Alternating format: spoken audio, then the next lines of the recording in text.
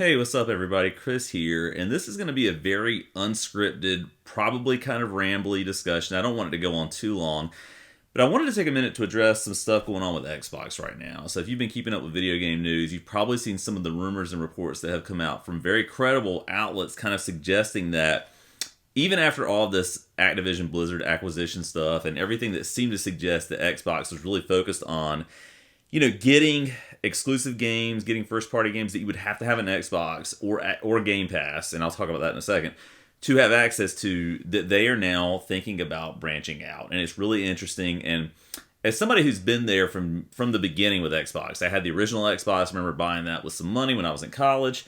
Actually, right when I was graduating college or thereabouts. So I was probably about maybe a year after the launch of the Xbox, something like that, I had it. But I've been there for that, the 360, the Xbox One, and now the Series S and X. I have both of those actually in my house. And I have believed in a long time in Xbox. I like their products. I like their design of things like their controller, right? Just to kind of show you this, I've got my Xbox Design Lab controller here, my ECU theme when I'm an ECU alum. I've mentioned that on the channel before, but I love Xbox stuff, which is not to say that I don't love PlayStation. I've got a PS5. I don't play it as much as I used to, and that's just honestly with games in general. I've got so much going on in my life, I just don't have as much time to play as I have had in years past. But anyway, really, as long as good games are on a platform, I'm going to buy that platform. But Xbox is making some seemingly interesting decisions right now. And so it kind of begs the question, what does this mean for the future of Xbox? Is the Series X or the Series S the last console that we're going to get? Maybe we'll get one more refresh or update this generation, but next time, when it's time for the PS6 and the Switch 2, for example, which again is sort of an off-cycle thing when you think of the console wars, or whatever term you want to use there, is this going to be it for Xbox? And I wanted to talk about that a little bit. So the short answer to that for me is I do not think this is going to be the end of Xbox consoles. But what I do think is happening here is that Xbox is completely rethinking their strategy, and I think that's a smart thing. Phil Spencer said within the past year that they are not in the business of trying to out-console Sony or Nintendo.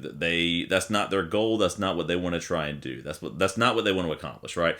They want to get people in Game Pass wherever they can do that as frequently and as much as possible.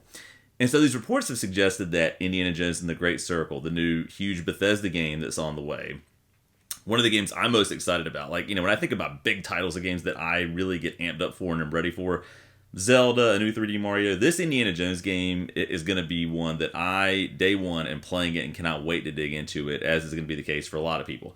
Had it, remained only on Xbox, yeah, and I think some people would have gone out and gotten the console just to play that game. I think it is a system seller type of game. In fact, I've seen a lot of Sony fans who otherwise probably would just kind of scoff at the idea of getting an Xbox, thinking, you know what, I guess I'm going to have to get one because I love Indiana Jones, I want to play it. So that is the type of game that's a system seller. I think Starfield kind of falls into that category for a lot of people too, even though you could play that on PC, or whatever it may be, but the question is, again, what does this mean for the future of Xbox? And I think, as I mentioned previously, they're going the way of Nintendo here. I think if you look at what Nintendo did, right, after GameCube, they realized that competing with Sony and Microsoft, wasn't working for them. They didn't want to play on sort of the playing field of power, right, having the most powerful box that would be in a living room or whatever it may be.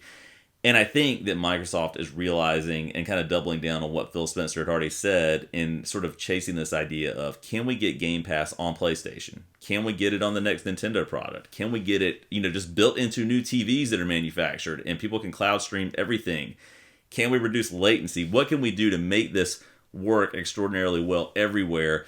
And I will say, Phil Spencer has constantly said that his goal is to let players play wherever they want to play. Be that on PlayStation, potentially, be it on Nintendo, be it on PC, be it on your television, be it wherever. So I think this is that coming to fruition. It's an interesting strategy, and I think that it could serve Xbox well, because I still do think, and I've said this many times on the channel before, I think that Game Pass is the best value in gaming. Like, if you don't have access to that and you like video games, I would just ask why.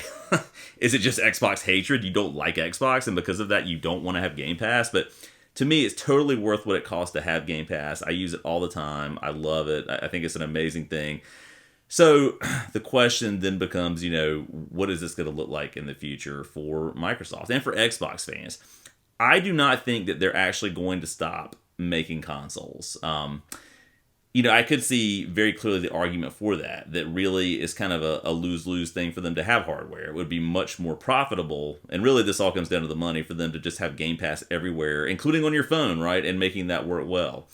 But I think that they're aware of the fact that Xbox does have a very loyal contingency of fans who likes their ecosystem, who likes their controllers, right, who likes the way that they do things and set things up. And because of that, I think we still will have consoles in the future. It just might be a niche thing. And honestly, the disc drive console, I'm looking at my Series X right now, I think that this might be the last time we have a disc drive console. I think in the future, we're going to have a little box, right, that connects to your TV, that streams games, that you can download games onto potentially, I guess, we'll see, but a much more reduced size type of box.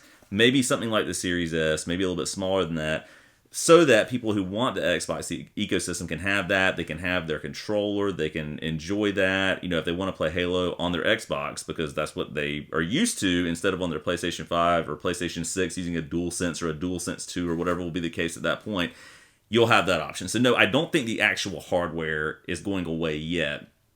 But I think this is a clear signal that Microsoft is deciding that we just want to put the games out there for everybody to play wherever. And think about it, right? From a monetary, financial perspective, if they've got Indiana Jones on PS5, if they've got Starfield on PS5, if they've got Hellblade 2, all kinds of different things that are coming down the pike, Perfect Dark, Fable for Xbox, whatever. If they can have all of those on all these different systems, including Xbox, right? They're just going to make that much more money doing it. So, as an Xbox fan, it's a little bit weird and jarring to see that this is actually happening, that it's coming to fruition. But I think a lot of people could see that this is what Microsoft has wanted to accomplish. They've wanted to, get people invested in Game Pass in whatever way that they can, in whatever capacity that looks like. Again, be it on a Sony product, Nintendo product, or whatever. So who knows what kind of conversations are happening behind closed doors. It's just interesting to me, after all of this trial stuff that just happened with Activision Blizzard and this whole sort of dust up over exclusives and having access to exclusives, that basically Microsoft is kind of saying, just kidding, we're going to put everything on every system now. And of course, Nintendo and some of these other platforms would have to agree to that. And I'm not so sure Nintendo will agree to that, to be honest with you. I mean, maybe they will. I don't necessarily see what the downside would be. More people would be buying their hardware and would still be buying their first-party products, their games like Mario and Zelda and Mario Kart and Splatoon and all of that kind of stuff. But it's interesting. And so I guess the question, too, would be, as an Xbox fan, am I upset about this? And I would say not really. I will say, though, I hope they keep making hardware. I really love my Xbox controller. And it could be that maybe they just start selling the controller down the road. Maybe I'm wrong. Maybe the actual box will be gone, and I'll have to buy this controller if I want to use an Xbox controller, and I can Bluetooth it to my PlayStation or whatever, device it is that I'm using. But I think this is Microsoft's vision finally happening. They want Game Pass in front of as many eyes as possible in whatever way they can do that. So it's going to be interesting to see how this strategy shakes out, but I think it's wise of them to step away in some respects from going toe-to-toe from a console hardware sales perspective. Because, you can look at it now, right, in terms of the PS5 outselling the different Xbox consoles that are available, the Series S and X and all of that. So anyway, I think we've got an interesting future ahead of us with Xbox. So if you're an Xbox fan, or if you're a Sony fan, right, or if you're just agnostic and you love every type of video game, let me know what you think about this down in the comments. As always, thanks so much for watching, and I'll check back in soon.